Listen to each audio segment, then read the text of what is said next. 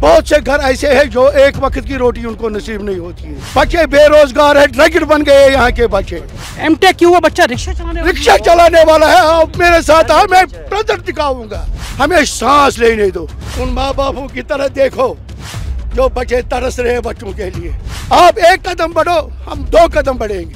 जब आप 2 कदम बढ़ेंगे, हम 10 कदम बढ़ेंगे। भाई हमें रोटी दे दो, हमारे बच्चों को शिक्षा दे दो।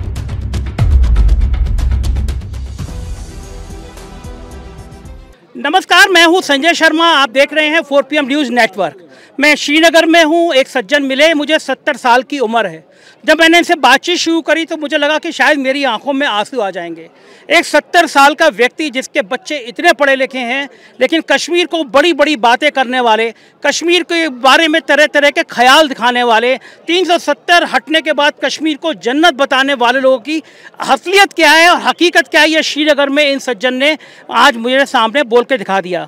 2014 में मैं कश्मीर आया था, तब मेरे मन में भी तरह तरह के सवाल थे। मैं परिवार के साथ आया था कि कश्मीर में जाएंगे तो बड़ा डर है, बड़ा आतंक है। और यकीन मानिए कि 2014 में भी कश्मीर के लोगों ने जितना मेरा स्वागत किया, जितना मेरा आतिथ्य किया, उतना शायद देश में कहीं किसी और राज्य में नहीं किया होगा। कश्मीर के लोग बहुत प्यारे हैं, बहुत अच्छे हैं, लेकिन इन बुजुर्ग की बातचीत में आपको सुनवा रहा हूँ, आपका दिल दहल जाएगा। सलाम करिएगा ऐसे लोगों को, कश्मीर के ऐसे लोगों को जिनके दिल में हिंदुस्तान धड़कता है, लेकिन उनको अपने हक चाहिए, उन्हें रोजगार चाहिए। कश्मीर के नौजवान परेशान हैं, पता नहीं कहां से इतनी बड़ी संख्या में ड्रग्स आ रही है।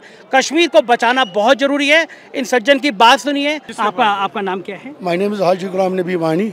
वानी साहब, ये आज राहुल गांधी को बहुत बड़ी संख्या में लोग सुनने आए हैं। कश्मीर के लोगों को गांधी से और खासतौर से राहुल गांधी से क्या उम्मीद है?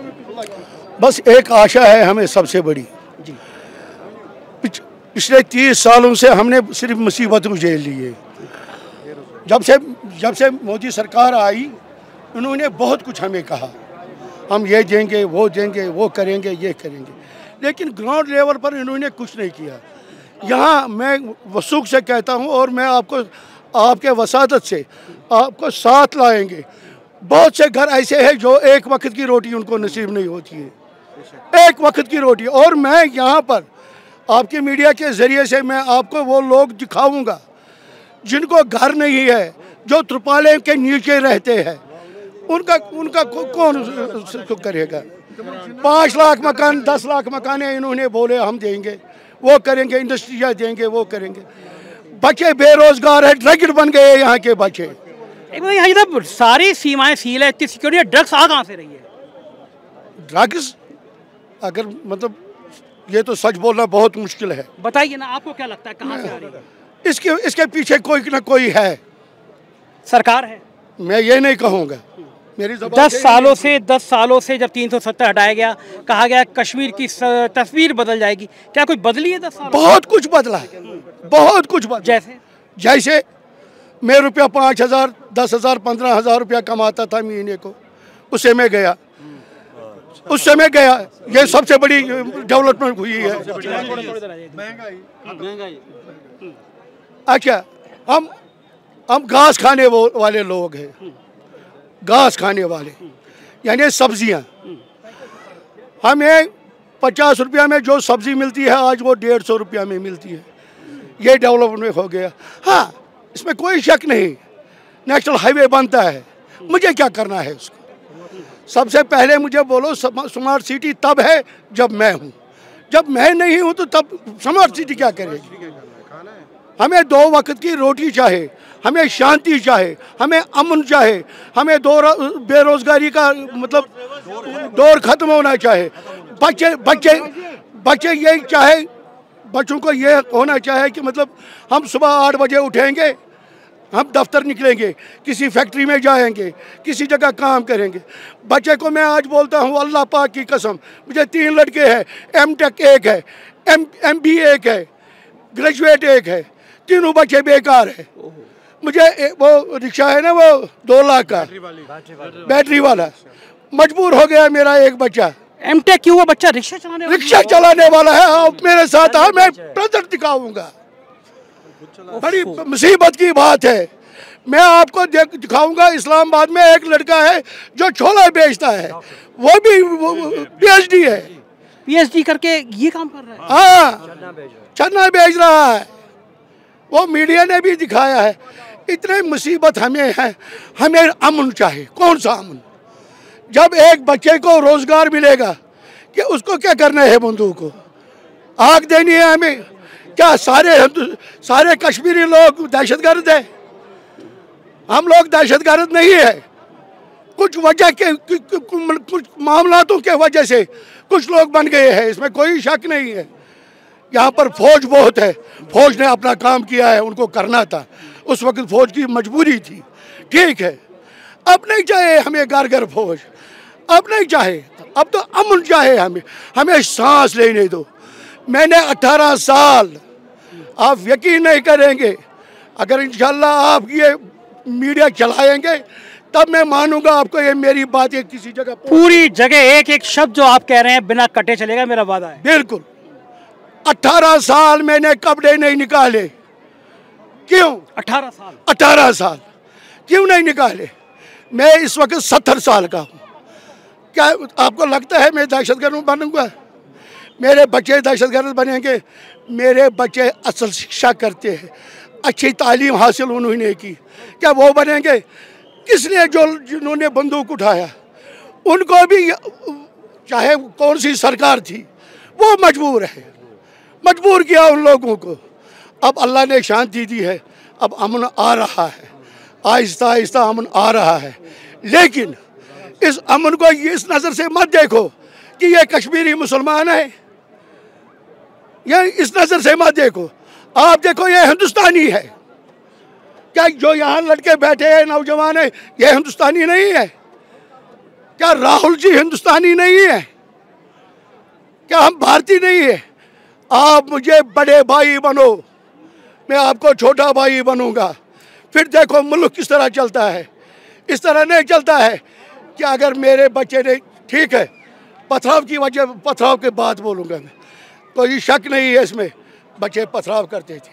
जब बेकार लोग थे, जब सर बेकार लोग थे, उनका काम ही वही हो गया कि भाई हम पत्थर उठाएंगे फेंकेंगे।